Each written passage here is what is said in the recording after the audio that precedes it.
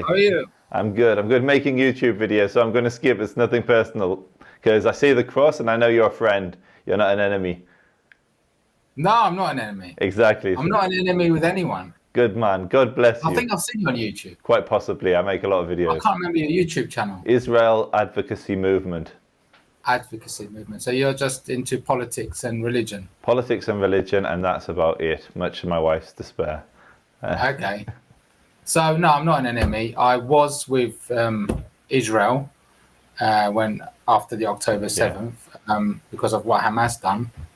So let me just turn the phone. So obviously, I knew there was going to be a massive retaliation.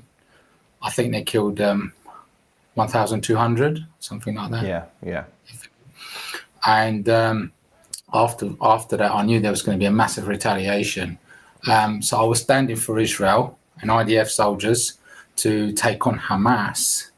But now I'm not supporting any of them. I'm not supporting Israel. I'm not supporting Palestine. And the reason why I don't support Palestine because I don't support a terrorist organization of Hamas.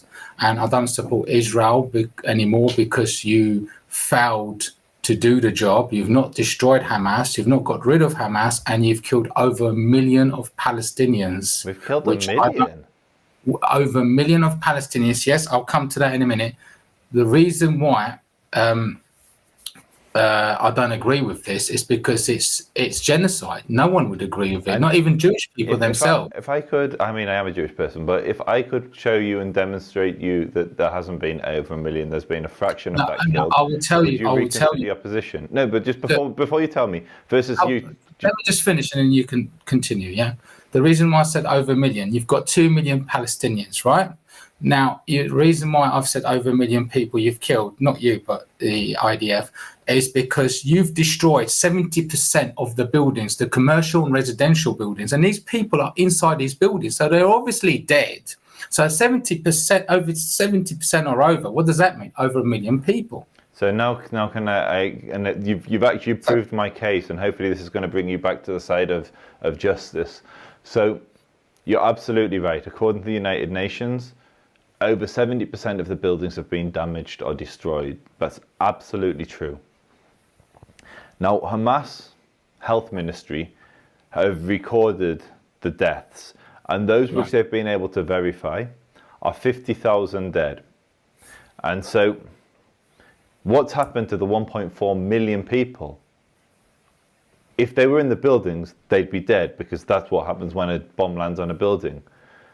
But they weren't in the buildings. So how is that? So what happens? Israel has made millions of phone calls and dropped millions of flyers, and they create what's called safe zones, which they should be called safer zones, because if Hamas fire from those zones, they still get hit. And what happens is Israel moves the civilian population out, and then they start hitting the buildings and the Hamas positions with artillery. To 2 minutes. Before you continue, where are they going to go to? You said so what happens is that it's never happened before in a war. Israel's gone to incredible lengths to try and preserve civilian life, and this is not reported in the news. And that's why I don't blame you for thinking that over 1 million have been killed.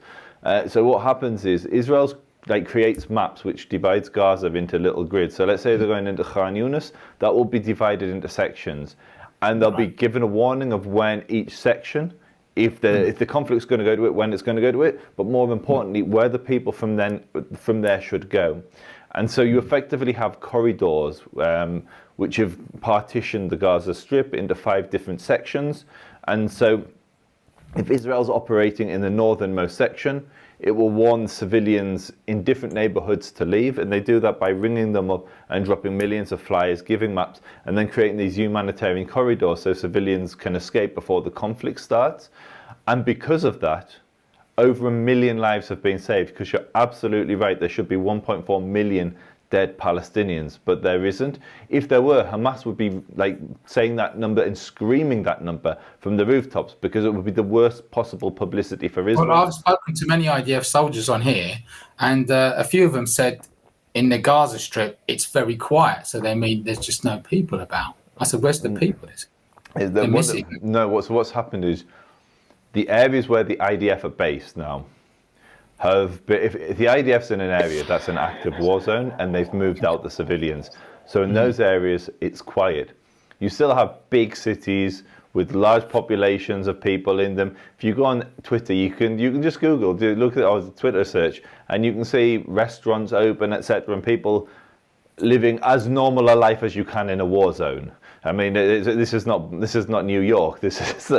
So do you see the IDF has a lack of training? Let me tell you why I'm saying that. It's because if that was American troops in Gaza, they will take Hamas over in 2 weeks. They will destroy Hamas in 2 weeks. Look what they've done to Iraq.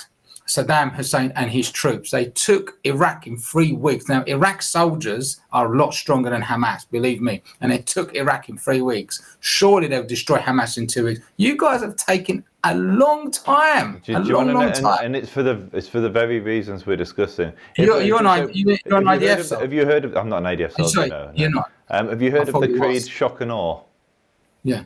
So what America did, they just hit them hard with bombs. Civilians, there, 1 million dead people in that war. Right. 1 million, really 1 million dead people. Yeah. And not just from America, from the militias fighting each other, but huge civilian casualties.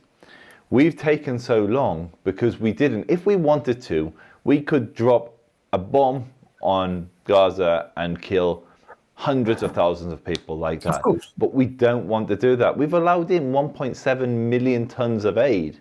How many people are there in Gaza? Around 1.7 million, just over 1.7 million. That's a ton of aid for every person. We've vaccinated over 1 million Palestinians. These aren't the actions you take when you want to genocide or kill off a people. And so the reason that America went much faster than us and we're taking a lot more time is because this is asymmetric warfare in an incredibly densely populated area. You cut the aid at first, but then you had to give them aid. No, we've never cut. The biggest issue with aid at the beginning you did, but then international law came in and you had to give them the aid. This is how it's reported in the West. If you go on the IDF, there's an organization called COGAT, which is part of the military, and they report how much aid they allow in at different. And you can just go there and you can see how many trucks were coming in at every point. I'm not with the Palestinians. I totally agree with what Israel did. I knew there was going to be a massive retaliation, and Hamas made a big mistake. Hamas knew there was going to be a big retaliation after what they'd done. Didn't they care about their own people getting killed? Didn't they know that the IDF are going to enter Gaza and they're going to bombard many people? They don't care about their own people. So that's disgusting. They don't care about their people. They cared only about derailing the Abraham Accords, that Israel was making peace with the Saudis, with all these Arab nations, which would have killed off their national ambitions. And so they took this action knowing that it was going to. I don't think anyone predicted that the IDF would go so hard, but we never predicted that we would see such a massacre. Like, this was the biggest massacre of Jews since the Holocaust. I still think there's a lack of training with the IDF. I'll give you an example. So you say that we've taken out the entire leadership of Hamas and the leadership that replaced them. We took out Hezbollah with pages that exploded. We then took out all of their, we took out Nasrallah, we took out all of their leadership. We went to Iran and took out the leader of Hamas in Iran, where we have one of the most highly trained militaries in the world. The reason it's taken so long is not because we don't have training, it's because we're trained to protect civilian lives. We prioritize, and trust me, we see the average Gazan as our enemy, because they've been, from UNRWA, from Hamas, whoever's controlling the education, they've been poisoning them into the belief that they will return and take Israel from the Jews. And the entire society, when they took the corpses and the living hostages back into Gaza, thousands of just ordinary Gazans flooded and started spitting and beating the corpses. That would never happen in any other nation. If Israel takes a prisoner, there's not people rushing and beating the dead bodies that's paraded through the streets. This is like medieval barbarism, and it's on a societal level. So for us, there's no love for the average person in Gaza. That's not to say there's not good people in Gaza. There's good people everywhere. I know peace activists from Gaza. But as a general rule, Gazans see us as their enemy and we see them as our enemy. And even still, we're trying our hardest to minimize civilian casualties. Okay, so if we cut the story short and we come to a conclusion, how are you going to end Hamas? So it's going to be a long process, but it's basically, once you cut off their supply routes, so you seal the southern border with Egypt, you make sure they can't get in, and the Gaza is segmented into these different sections. You basically clean shop one at a time. Hamas can't get, so if you've got a Hamas battalion in the north, the one in the south can't reach them because they've got to get through multiple corridors. They're not getting their supplies via the Egyptian border because we're now in complete control of that. And it's going to come at a huge price for us in terms of we're going to lose a lot of our people, and it's not going to be overnight. But we're gradually going to take control of each of the area. And then my hope is, I pray that any Gazan that wants to leave is able to do so. Because the other reason there's been such high civilian casualties is because in any other war, the surrounding nations allow refugees to flee. And so when there's a war in Syria, 500,000 Syrians are in Germany. They're moving to Europe. You have millions of Syrians that fled into Lebanon, and people are able to leave. Palestinians can't flee to other countries because they won't accept them. Egypt has actually locked the border. Egypt don't accept them. Saudi Arabia's not accepting. Israel's obviously not going to let the nation it's at war with just come into Israel, because it's literally, we're at war with them. There's a huge risk. But Egypt could open its border, and they don't. And so my prayer is that any Palestinian that wants to leave can leave. They might as well leave. I mean, there's entire neighborhoods that just don't exist anymore. I speak to people from there every single day, from Gaza, and I know the reality. I know the people. And they're against Hamas as well. Now they are. So what's really interesting is Gaza was always Hamas, and the West Bank, we call it Judea and Samaria, was always perceived as being Fatah, which they claim is moderate. They're not moderate at all. They took part in October the 7th, but we'll ignore that. After the war now, we're still in it, but after the devastation they've experienced, the death, the lack of basic utilities like clean water, electricity, etc., Hamas's support has dropped down to 6%, but in the West Bank, it soared, which is crazy. And it's like, they're looking at Gaza and they're seeing Hamas as heroes, but this is the tragedy of this war, is the Palestinians, this conflict. The Palestinians have consistently made terrible decisions. They could have had a state in 1937 which gave them 96% of the land, and they said no. And they said no to every state and every opportunity. Stop, does it? I think the two-state solution's dead. The Western powers are all getting together to say we recognise Palestine, but the reality of the world is might makes right. And if Israel... Because the Palestinians are always going to resist unless if they go somewhere else. Yeah. If they're staying in Gaza, there will be a resistance. Yeah, my thing is many Palestinians would be happy to stay here. So for instance, there's 2 million Arabs that live in Israel, and they have complete equality with the Jews. You had Arab judges that have sent Jewish prime minister and a Jewish president to jail. Christian Arabs are the highest performing religious group in education in Israel. These are Israeli citizens that are Arab, Muslim, Christian. The only way you're going to stop retaliation is by educating the Palestinian children. It's because if you get rid of Hamas, right, and when these children get older, they're going to be the next Hamas. And you get rid of them, and now the next children, when they get older, they will be the next Hamas. This is exactly what I believe. You need to educate the children. And for a long time, I thought that Israel needs to take control of the education, but you'll still always get resistance for that. So what I think I would love to see at the moment, the Palestinians are basically bankrolled and controlled by Qatar and Iran, and Turkey a little bit as well. I think if you remove that axis and replace it with the Saudis and the Emiratis, and don't worry about Iran, because Iran are just that. They're not going to do anything. Believe me, they're not going to do it. I kind of agree, but they've been like that for many years. They're not going to do anything. They're proxies. I know they're trying to create that atomic bomb in 2-3 years' time. They want to finish it, but they're just threatening. The Jewish people, when people tell us they want to destroy us, genocide us, history has taught us to listen to what they're saying and take them very seriously. The only trouble is we've got sleeper cells in the UK. Oh, the UK is gone. I consider myself a refugee from the UK. I was born in the UK. And I had to flee. Great Britain anymore. It's broken Britain. Yeah. The great is gone.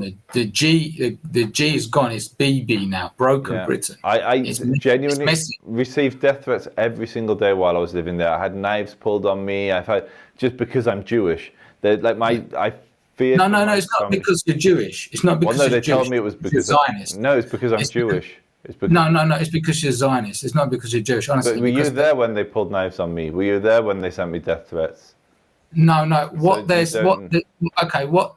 these people are saying, Muslims or whatever you want to call them, or the enemies or the opposition, they're saying. So I'm not involved in this. I'm not on any one side, but I'm just saying, like, for your benefit, what they're saying is they've got no problems with Jews. They've got problems with Zionists. But then, when you actually speak to them, which I've done, I run a very large YouTube channel. I speak to like thousands and thousands of people every year about this. Those that say it's not Zionism, it's just it's not Jews we hate, it's just Zionists. The minute you start exploring what they're saying, it's always Jews. Well, it's very complicated and it's very confusing because you've got a lot of Jews that protest with the pro-Palestine and say anti-Zionists. They're against Zionism. You've got a handful of Jews. Over 90% of British Jews support Israel. Over 90% of Jews outside of Israel support Israel. And the overwhelming majority of Jews in Israel support Israel. So the anti-Zionist Jews that you see, they're real, they exist, and they're as Jewish as I am. They're as Jewish as I am, but they're a minority of a minority. It's almost the equivalent of like when you get like Cubans for the Klan, or like some fringe like group that's borderline can support the Klan. Do you know what? I really don't care. You can kill each other. It doesn't bother me. Whatever you guys want to do. I've had enough, and I just want to see peace. And I want to see the terrorism stop, not just in Israel and Palestine, all over the world, because I've had enough of terrorism. I want to see all that stop. I just want to see peace. Even the Russia-Ukraine, I want that to stop, that war to stop. And and if you guys want to crack on killing each other, that's up to you. We don't, but I kind of see us as the canary in the coal mine, because what starts here comes to you eventually. We've been warning the West for a long time about this. And the West has sleepwalked into the position they are now. And it's going to get worse and worse for you guys. I feel privileged. We've got our own problems to sort out. We've got a big problem in our country to sort out. We can't do anything about it. We don't want. We trust me. Israel just wants the West to butt out. We don't want help. We don't want interest. We don't want attention. If we were left alone with the Palestinians, we'd have made peace 70 years ago. And that's the truth.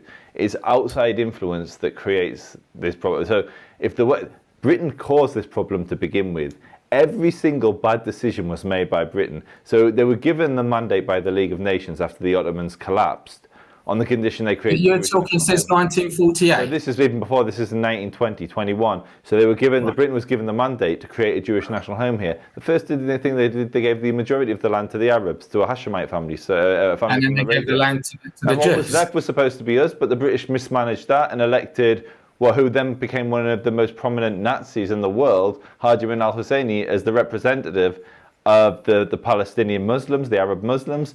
And at every single step, the British armed the Arab Legion. The British made terrible decisions. And instead of honouring the Balfour Declaration, which they were given the mandate to do, they reneged, and now we're in this mess today. So if Britain just kept to Britain and made Britain great again, to excuse the Trumpian language, but Britain made... We need to make Britain great. It's a mess. Yeah, it really is a mess. I feel privileged that I had somewhere to flee to. I'm thinking about leaving Britain. I want to definitely go to another country. Yeah. I've got to go to another country. I've had enough. Anyway, brother, God bless you. Anyway, nice talking to you. Yeah. And